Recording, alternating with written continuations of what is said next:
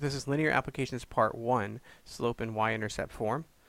And there is our slope and intercept form. So let's figure out what this little formula means. So the number of hot dogs I have eaten after a given number of days t is given by the formula. So this a right here is the number of hot dogs eaten after t days. And that's it. And t is the number of days. So since A represents the number of hot dogs eaten, that's what these numbers have to represent. That's hot dogs. Hot dogs. And the reason I wrote it like a slope is because this is the slope. It's in front of our t. So it's a rise over a run. And the other unit we have is days. So whatever that t represents, that letter, that's what our denominator represents. And this gives us everything about the problem. So A is the number of hot dogs I've eaten per day after t days. And I eat 5 hot dogs per day, and initially I had 10 hot dogs. So before the day even started, I had already eaten 10 hot dogs. After 1 day, I will have eaten 15 hot dogs. So let's see, our first question says, how many will I have eaten after 40 days? So we plug it in. That gives us 200. Plus 10, which is 210. So this means after 40 days, I will have eaten 210 hot dogs. That's if I'm still alive. And that's it. So once you decipher this little formula, you figure out what everything means, the rest is pretty simple. So our slope is right in front of there. It's 5 over 1. And we're going to put the units back on there. And then verbally interpret means to just say what this means. It's 5 hot dogs per day. So I eat 5 hot dogs per day. That's it. Since we already did the slope, let's go on to the y-intercept, and that's the last number right here. It's y equals mx plus b, and that's a 10. So it's 0, 10. And I like to just use the word initially. Initially, I ate 10 hot dogs. So your y-intercept is whatever we're starting with. It's our starting value. And the slope is the rate of change. In this case, it's the number of hot dogs eaten per day. Alright, so I'm giving you everything here that we need. So the first one, we had a t that we could plug in. Since this is a formula, you could also have to plug in the amount. In this case, our a. So if we plug in 300,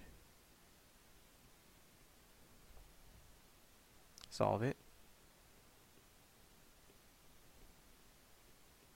divide by 5,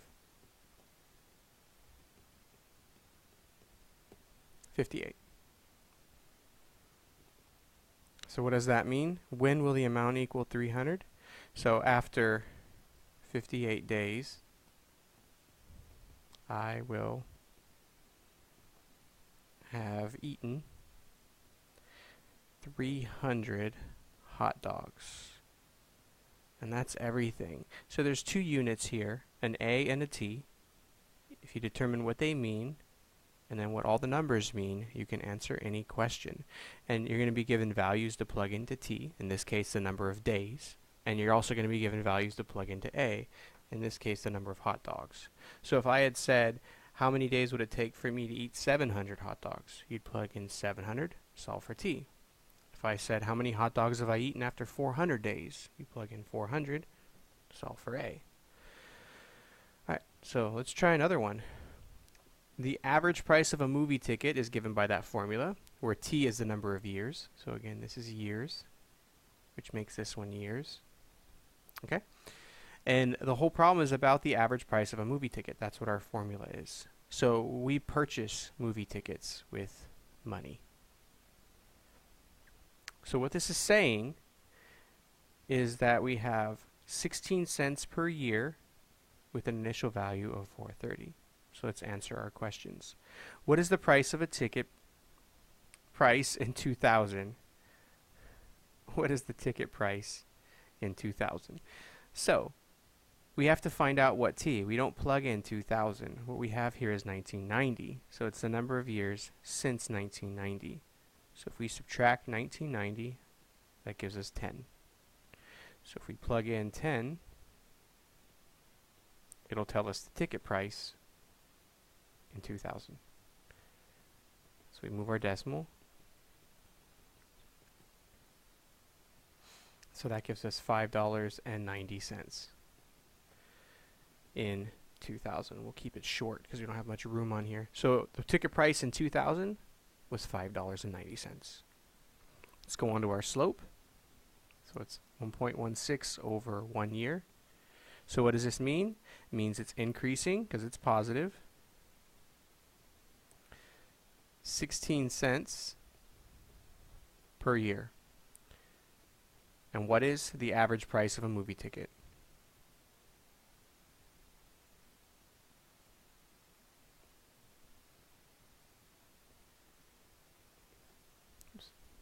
No period.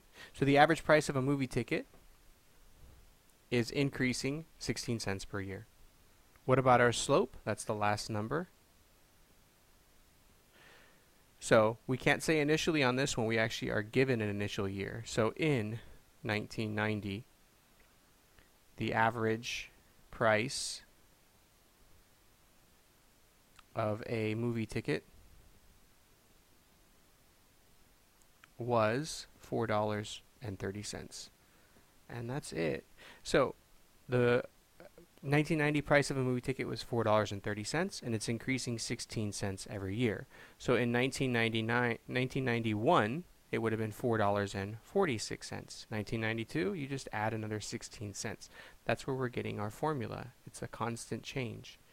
So when was the movie ticket price $6.70? That's the P. So if we plug it in, solve it,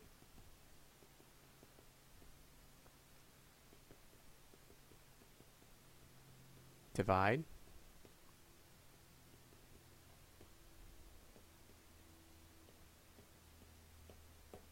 we get 15. Still not the answer because we're dealing with time here, so we have years. So if T is the number of years since 1990, then you just add them and we get 2005. So in 2005, the price of a movie ticket was $6.70. Average price. And that's it. So the first thing you want to do is to separate your slope into 2 units and leave your y-intercept as 1. Whatever the formula is about the problem, write that for the numbers that are given, and then put the slope on the denominator. And then this will help you answer every question. Alright, so let's see if you can do this. Try number 3, hit pause, and in about 3 seconds all of the answers will appear. And here are the answers. So you should have said that for the 312 miles, it'll cost $128. If you only have $80 to spend, you can drive 150 miles in the truck. The slope is 0.3 over 1, so it's 30 cents per mile is the cost. And we had a flat fee, an initial value of $35. So for renting this truck, it's $35 just to rent it, plus they're going to charge you 30 cents per mile. And that's it. Thank you.